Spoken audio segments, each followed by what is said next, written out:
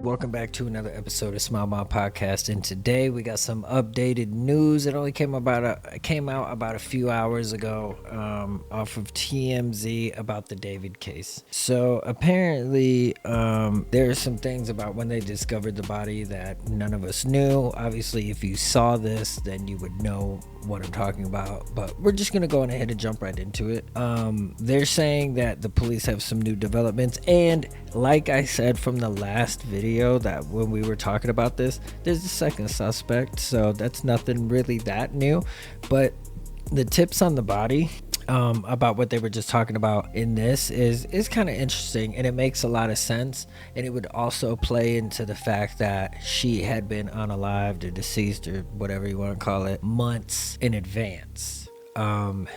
And the speed and rate at which she was decomposing, like the way that they found her makes a lot more sense now, because it was a little bit confusing in the beginning. But let's just go on ahead and get into it. Some major developments in the Celeste Rivas death. TMZ has learned that her body had been frozen, and when it was found, it was still partially frozen in the back of David's car, and it was in such bad condition that we are told the medical examiner may never be able to establish the cause of death. So here's what... You know, even though they may not be able to establish a cause of death, that doesn't mean that I don't think that rules out that they can't get him for actual murder, as far as charging him. But they know for sure that he was involved. What we know, when the body was found, it was in terrible condition. It had been decapitated, the torso was intact, the limbs had been removed, and they were cut up severely. The body was partially frozen in the trunk, and this is really important because remember, the body had been sitting there for days before it was finally impounded and then the body discovered. And it was still frozen. The fact that it was frozen lets you know that people in my neighborhood, this had been done a while ago. And I mean, premeditated, like walking around smiling and doing interviews while somebody is frozen in your freezer before you're trying to make your plan to get rid of the person completely, and then the whole plan foils. That's karma, man. That's karma like nothing. Like, that is karma for real. And it was still, the body parts were still partially frozen. So we are told that when the body first went to the medical examiner's office in early September, it was listed as an apparent homicide, but that was just from what seemed obvious, that the body was cut up into pieces.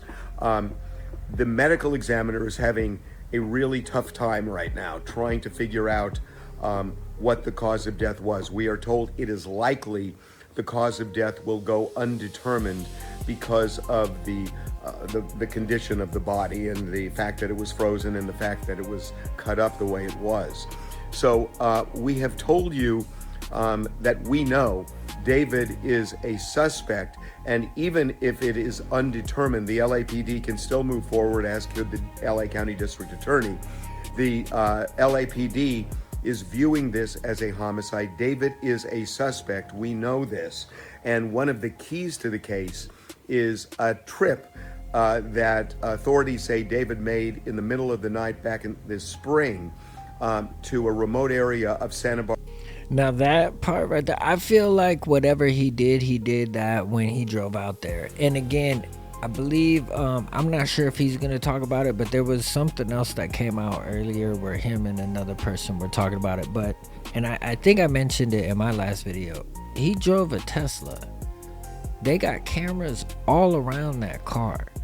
So there's no telling if they actually have like video footage of what happened in or around that vehicle and how far. I mean, you know what I'm saying? Like, it seems like it's just all falling into place for it. And again, people were like, well, how come they didn't say months ago, 2 months ago? Why didn't they say nothing? Because the reason being is that, one, they're trying to build a solid case, and they're not trying to have anything that's going to be able to mess that up.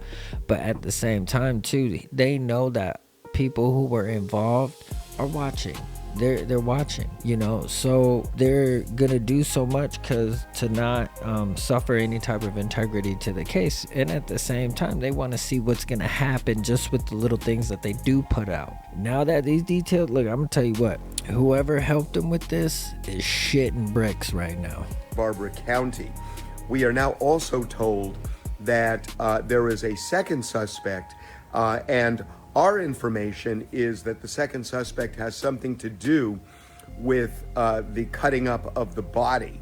Now, Mark Garagos, who is my co-host on the Two Angry Men podcast, told us in the most recent podcast that his information is that this second suspect is being looked at not just for dismembering the body, but also for what happened before, during, and after Celeste's death. So there is a second suspect that the LAPD has its sights on. They have identified the person. Garriga says he knows who. Yeah, because that's some true psychopathic tendencies right there.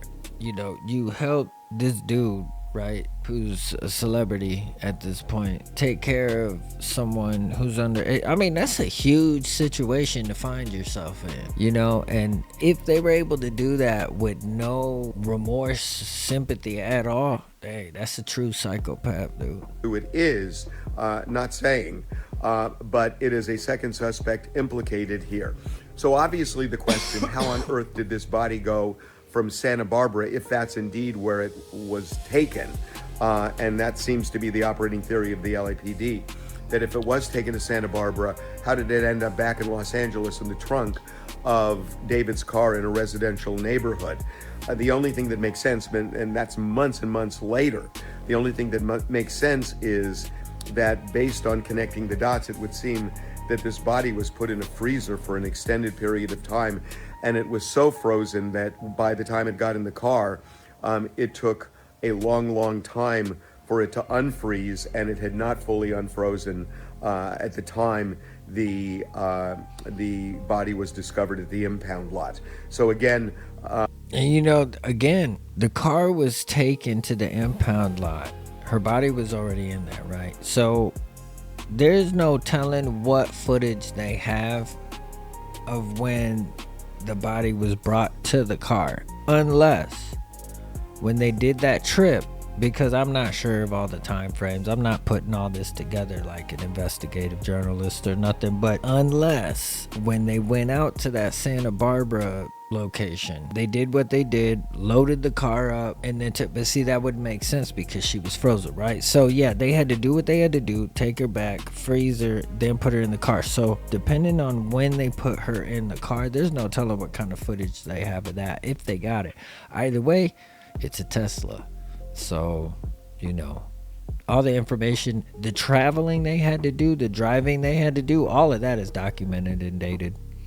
And I'm pretty sure they retraced every step of these dudes. It looks like there may never be a cause of death determined by the medical examiner. The body was frozen.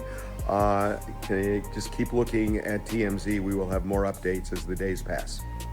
Yeah, that's crazy, yo. It's just wild, yo. They got another suspect.